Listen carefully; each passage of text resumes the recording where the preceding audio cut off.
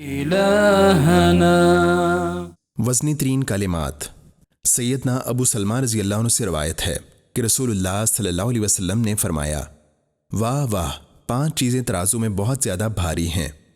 سبحان اللہ والحمد للہ ولا الہ الا اللہ واللہ اکبر والولد الصالح يتوفى للمرء المسلم فيحتسبه۔